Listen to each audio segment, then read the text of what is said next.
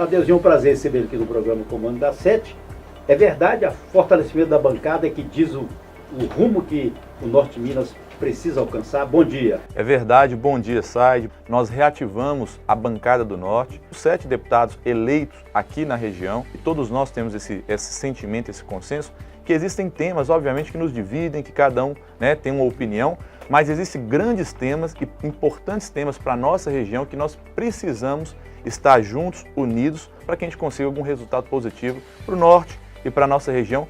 Nós sabemos que quando tem o início de um governo, principalmente numa renovação que aconteceu agora com o Romeu Zema, as dificuldades ainda são maiores. Não é tomar lá da cá, mas que a pessoa entenda que existe poder de um lado, poder do outro, e que eles devem fazer um consenso para funcionar. É verdade, nós estamos aí torcendo e ajudando e aguardando que o governador Romeu Zema organize o Estado. Nós temos que ter a responsabilidade, o Parlamento Mineiro, os deputados e a sociedade, de modo geral, tem que ter a responsabilidade de tentar ajudar o Estado de Minas Gerais. Projetos importantes para serem votados e principalmente contribuições, não só através de legislações, mas como você bem sabe, hoje nós temos lá as emendas parlamentares impositivas. A grande parte das cidades, o único recurso que recebeu nos últimos anos foi emenda parlamentar de algum deputado. Então é aquele recurso para você construir uma quadra, é para você reformar uma escola, é para você colocar um custeio no hospital nas cidades menores do Estado de Minas Gerais. Nós temos alguns pontos aqui do Norte de Minas. Algumas pessoas estão colocando aqui, pedágio na 135 foi colocado, então não estão questionando tanto o pedágio, mas estão questionando o valor. As melhorias são fundamentais e isso nós lutamos. O que nós estamos sendo contrários são os preços abusivos. É importante deixar claro, porque muitas pessoas ficam perguntando, esse foi um projeto intrinsecamente do governo do Estado, não se passou na Assembleia essa discussão ou aprovação dessa circunstância, foram feitas audiências públicas por conta do governo do Estado ainda há 2 anos atrás. Na época eu me lembro que de um posicionamento meu onde eu falei que eu me preocupava com o valor do pedágio, eu não sou contrário ao pedágio, mas sim ao valor do pedágio que está sendo cobrado, principalmente porque nós não temos benfeitoria nenhuma ainda na nossa BR. Então essa é uma discussão que nós estamos fazendo não só como parlamentar, mas a bancada do Norte, os 7 deputados. Então nós estamos fazendo um levantamento das medidas possíveis dentro do parlamento que podem ser tomadas, ou quem sabe até judiciais, para a gente tentar discutir, ou quem sabe rever esse valor abusivo que está sendo cobrado da população. E o Anel Norte,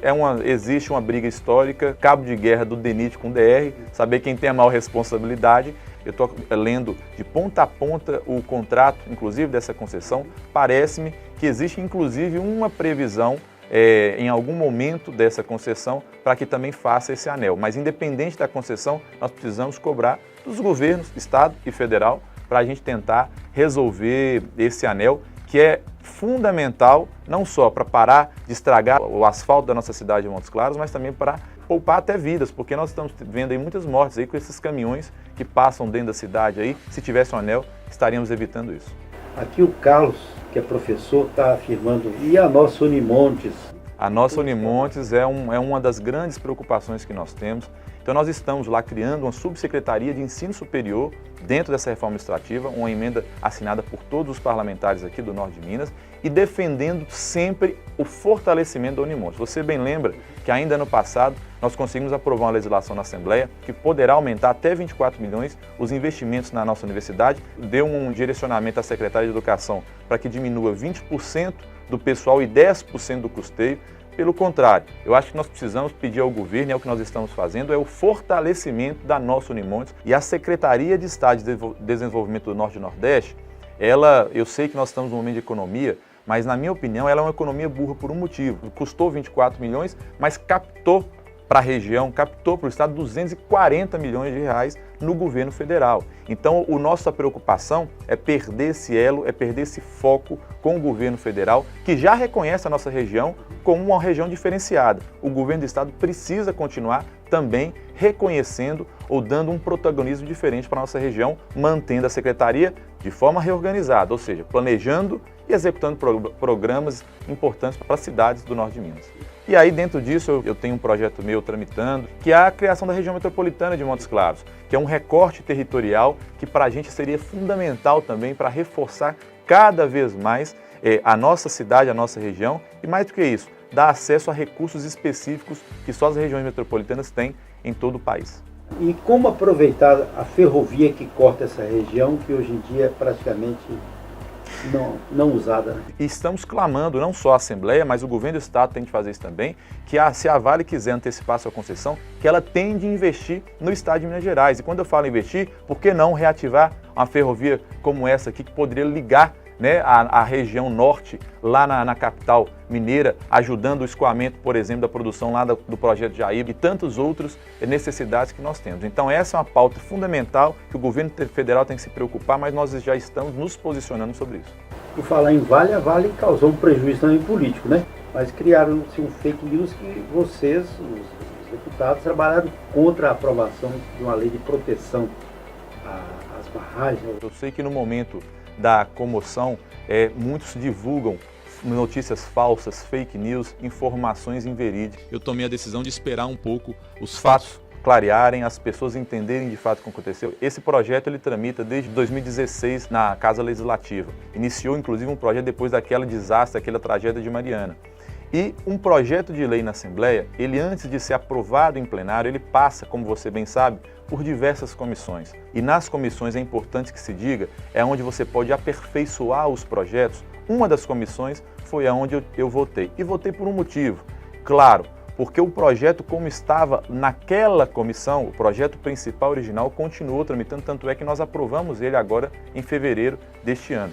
Mas o projeto, da forma que estava na comissão, onde eu votei contrário, eu não votei contrário ao projeto, eu votei contrário a uma emenda. E na emenda trazia a mesma rigidez para que você pudesse dar uma licença para uma barragem de minério, colocava os pequenos produtores. Por exemplo, os produtores de cachaça aqui na nossa região, que tem uma barraginha para jogar o rejeito da cachaça, eles teriam que passar a se submeter pelo mesmo licenciamento de uma grande barragem de minério que nós temos lá em Mariana, em Brumadinho, em Ouro Preto e em tantas outras. O nosso produtor rural que tem uma pocilga, ou o cara que tem uma barraginha aqui para irrigação, ou enfim, todas as barragens no estado de Minas Gerais estavam sendo enquadradas com o mesmo licenciamento.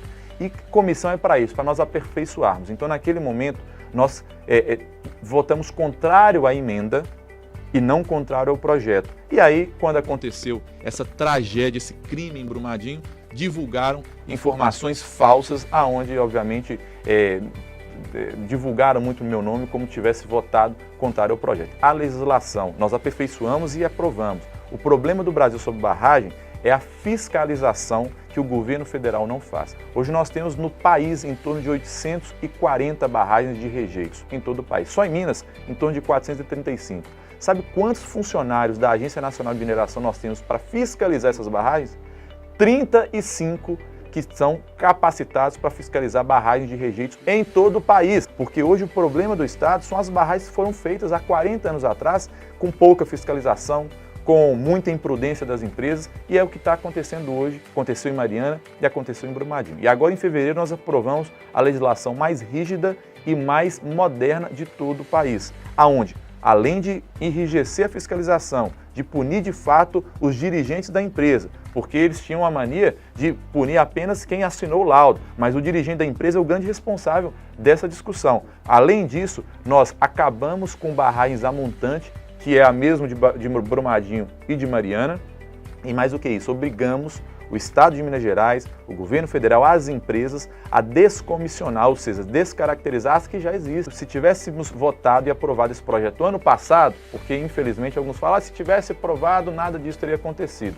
Infelizmente, não teria mudado nada, porque o projeto que estava tramitando ainda no passado, aonde nós votamos lá, ele falava apenas de novas licenças, de novos licenciamentos, não falava das barragens que já existem no estado, que é o grande gargalo. Após a tragédia, toda a Assembleia se assustou com o fato e aí sim, nós agregamos, incluímos no projeto de lei, não só rigidez para novos licenciamentos, mas também, e aí fundamental, resolver o problema das que já existem, que na minha modesta opinião é o grande problema do estado de Minas Gerais, são as mais de 400 barragens que já existem no nosso estado. Eu tenho liberdade para falar isso, porque eu não tenho envolvimento com mineradora, nunca recebi recurso de mineradora, como muitos sabem disso aí. Mas nós não podemos punir toda a mineração. Nós temos mineradores que fazem o correto, que fazem o trabalho sério, que geram recursos para o Estado, e temos as ruins. Essas ruins nós temos que tirar do mercado, nós temos que prender quem está fazendo as coisas erradas, mas as boas nós temos que manter sim, porque é uma parte fundamental da economia do Estado. Tive a grata honra de ser eleito por unanimidade dos colegas lá da casa, o primeiro secretário da casa, o segundo cargo, de fato, mais importante da Assembleia de Minas. Eu com 32 anos de idade, assim, me honrou demais e me honra ainda muito. Então eu tenho novas missões agora, ajudando também o presidente, ajudando os outros colegas na mesa diretora, mas também dar sequência ao nosso mandato. Um mandato onde, graças a Deus, nós estamos conseguindo trazer muitos investimentos para as cidades e para a região do norte de Minas. Graças a Deus, fazendo discussões importantes, agora reativando essa bancada do norte, onde os 7 deputados estão de parabéns por esse trabalho de união, mas de forma muito especial, Said, é ter ainda o sentimento e o compromisso de que nós precisamos ajudar o Estado para que a nossa região se desenvolva.